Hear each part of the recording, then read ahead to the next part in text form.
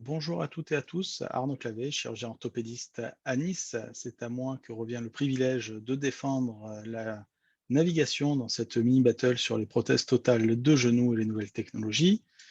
Alors, allons-y pour la navigation. Pourquoi la navigation? Parce que la navigation, c'est une technologie qui est éprouvée, qu'on connaît maintenant depuis longtemps, et c'était une longue histoire d'amour.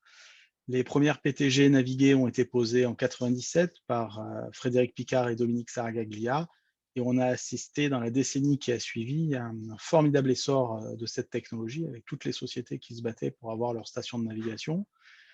Malheureusement, certains côtés ont un peu laissé été de côté, notamment l'accompagnement pédagogique et une réflexion peut-être plus globale et chirurgicale de la station de navigation qui est rapidement devenue un élément marketing uniquement, ce qui a tel qu'il est montré dans le cycle de hype, entraîner un déclin de cette technologie. Et on sort actuellement tout doucement d'une décennie d'abandon, en tout cas de déclin de ces stations, mais on s'aperçoit qu'aujourd'hui, 3 à 5% des prothèses de genoux sont naviguées en Europe, particulièrement France, Allemagne un peu plus, Angleterre, pareil aux États-Unis, mais qu'il y a des pays comme l'Australie où on a jusqu'à 30% des prothèses de genoux qui sont naviguées. Alors pourquoi?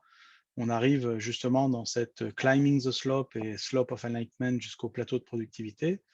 Ben, on y arrive tout simplement parce que cette technologie marche. La navigation, ça marche. C'est publié, multi-publié, multi-multi-publié. On a une meilleure précision et on a moins d'outliers quand on navigue que quand on ne navigue pas. Alors certes, jusqu'à présent, on a relativement peu de preuves cliniques de l'apport de ce bénéfice. Néanmoins, cela commence à arriver, notamment avec cette étude connue de Steiger qui analyse le registre australien et qui montre que les prothèses naviguées chez les patients de moins de 65 ans ont une meilleure survie.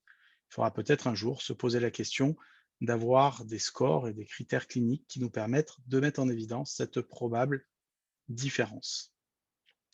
Alors c'est publié, oui, encore récemment, l'équipe de Suero montre que la navigation améliore l'alignement des prothèses de genoux et le fait même mieux que les PSI.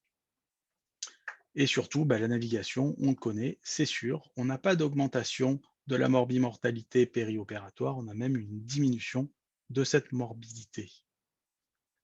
Alors certes, il y a une courbe d'apprentissage euh, qui est connue, et c'est un peu ce qui est reproché à la navigation, ce côté un peu rébarbatif, et en début d'expérience, on sait qu'on a un allongement de temps opératoire de 10 à 30 minutes.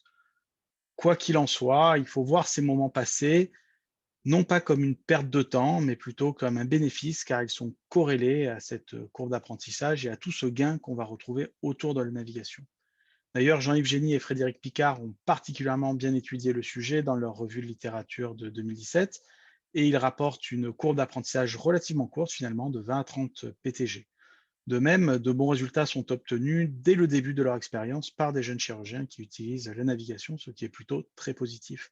Et cela est probablement dû au fait de la rétroaction continue pendant toutes les phases de la chirurgie qu'on a avec la navigation. Et la durée de cette courbe ne semble d'ailleurs pas être modifiée selon le type ou la spécificité du navigateur. Il est intéressant de noter surtout qu'aucune recherche comparable n'a été effectuée sur les courbes d'apprentissage de PTG avec des ancillaires conventionnels. Et on pourrait peut-être supposer que cette courbe d'apprentissage est bien plus longue qu'avec la navigation. D'ailleurs, on peut conclure, comme Jean-Yves Génie et Frédéric Picard, que d'après la littérature actuelle, la navigation est un outil d'enseignement efficace à la fois pour le chirurgien novice, mais aussi pour les chirurgiens expérimentés. En effet, ce retour d'information continue et immédiat permet aux chirurgiens expérimentés d'améliorer leur pratique par une meilleure compréhension de leur action. Et cela se traduit particulièrement par une amélioration de leurs compétences avec des techniques conventionnelles, c'est-à-dire sans utiliser la navigation, et un apprentissage de nouvelles techniques plus efficaces et plus rapides, ce qu'ont pu constater certains d'entre vous s'ils se sont mis à l'alignement cinématique naviguer. Du coup, on peut dire que probablement que le principal apport de la navigation ne réside non pas ou plus uniquement dans la précision de pose, mais plutôt dans les informations et les éléments de réflexion qu'elle fournit au chirurgien pour améliorer et étayer sa pratique. Alors après, on va pas se mentir, dans des situations un petit peu tendues au niveau concurrentiel, avec des demandes en nouvelles technologies, c'est aussi un argument marketing. Ça permet de pas être trop à la traîne. Quand c'est difficile, d'avoir accès à un robot, bah, c'est un outil de réflexion, d'analyse et de travail, heu, qui est moins cher que le robot, qui est peut-être plus abordable, avec lesquels on peut discuter, avec les partenaires, et les sociétés partenaires. Et c'est peut-être aussi le première étape ou le premier step avant l'utilisation du robot, parce que finalement, qu'est-ce qu'un robot si ce n'est, qu'une navigation augmentée? Je vous remercie et puis, maintenant, bah, place au débat.